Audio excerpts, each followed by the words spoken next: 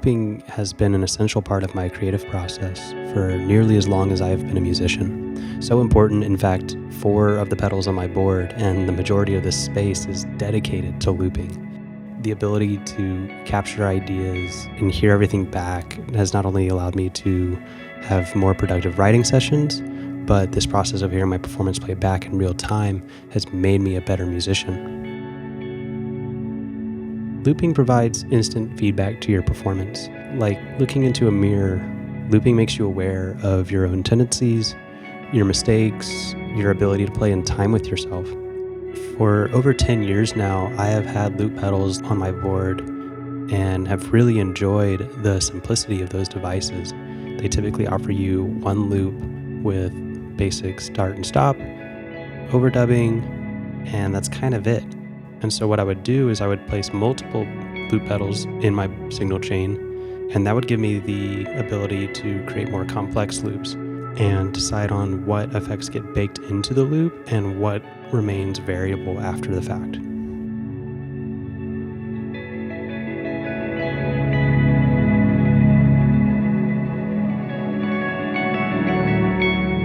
This general workflow has been a game changer for me, but it's not without its limitations.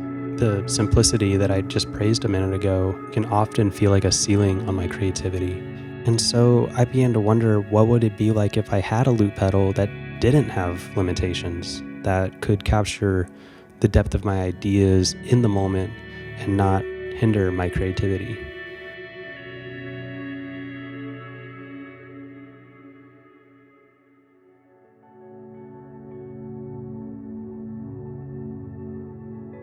Enter the Aeros Loop Studio by Singular Sound. This is a new state-of-the-art looping device that allows you to create and perform multiple independent loops and mix them together in real time. You have the option to work in a 2x2 or a 6x6 architecture, meaning you can have up to 36 loops per song. It boasts features like auto quantize, MIDI sync, this really large touchscreen that shows you color-coded waveforms of your performance. You have stereo in and out. It has this infinite scrolling track wheel that is incredibly helpful when you're looping with the device on the floor, making it really easy to operate with your feet. That's a huge thing for me. As much as I love and support using digital software and plugins for recording, there's never been any true replacement for pedals and real-time looping. I could go on and on about the technical side of this device and showing you how it works, but I think the ultimate question we're trying to answer is, does this increase your productivity in your writing sessions? Would this be a viable option for people that prefer to work in an analog guitar pedal sort of setting, but want the capability and the computing power of a DAW? If you're new to the channel, hi, my name is Dodson. I'm a musician based out of Austin, Texas, and I write guitar-focused ambient instrumental music. I have songs streaming on every platform if you're interested in listening more.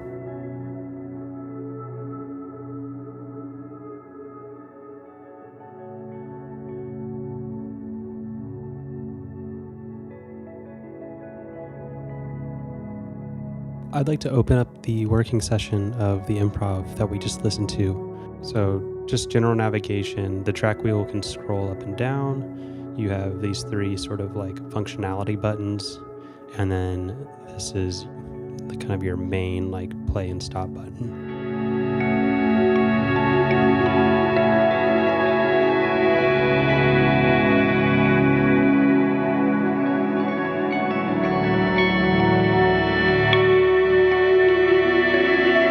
So as I mentioned earlier, you have this mixing panel inside the device that lets you adjust each layer individually. You can mute,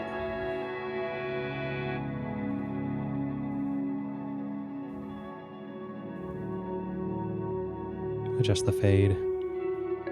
This can also be done with the track wheel.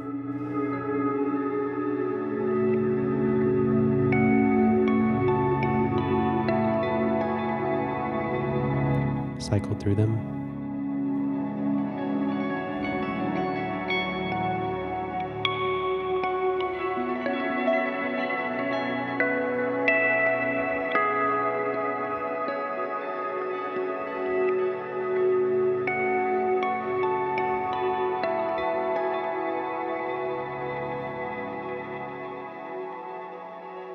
So I've really enjoyed working in this format where I'll spend a session with the device on the floor and then I'll move it up here to my desk and play around with the mix from here.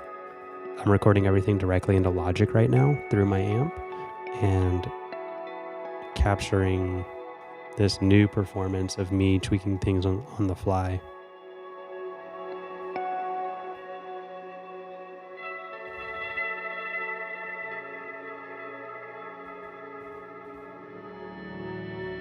All the waveforms are color coded so you know exactly what you're listening to. Gray means it's muted, blue is it's active, and green is the currently selected track. So if you were to overdub, re-record, do anything like that, that's the track it would take place on. You also notice that I have an empty circle. That means I have an open loop available.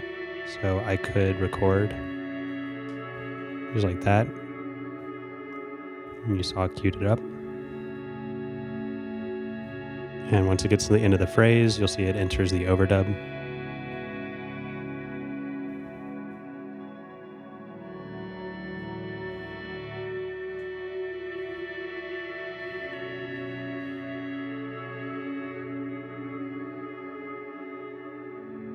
That's an important thing that I just glanced over, that not a lot of other loop pedals do, is the ability to choose between RPO and ROP. Most loopers are RPO, and that means record, playback, overdub. You tap it once to record. When you hit it again, that recording begins to play, and then if you'd like to record on top of it, you just tap the button again. I prefer record, overdub, play. After I finish recording a segment and I hit the button, it immediately goes into overdub mode. So any tails from my previous section are going to carry over and make it a seamless loop. And that's how I'm creating these EBO pads. That's how I'm capturing reverb tails. It just makes it a much more seamless loop.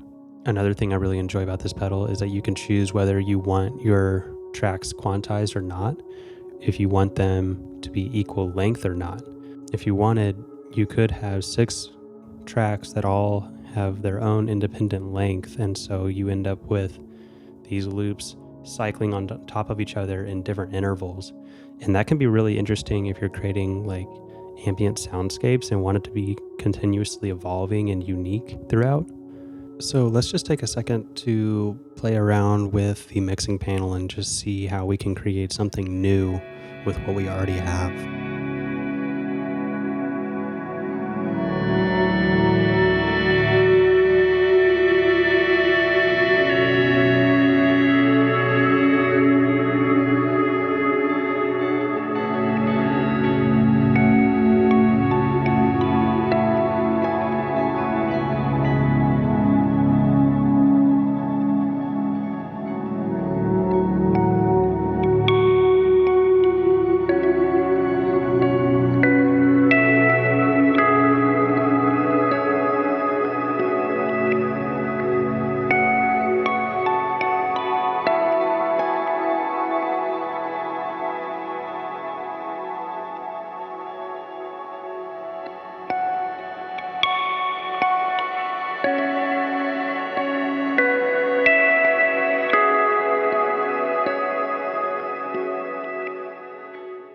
So this is pretty much how I would go about creating an idea by using loops. From here, I would take those tracks off the SD card, pull everything into Logic, and use those tracks as a starting point for a full song. I think we've answered the question we were asking at the beginning of the video about whether or not a loop pedal like this could be a valuable tool and increase your productivity when you're writing and working.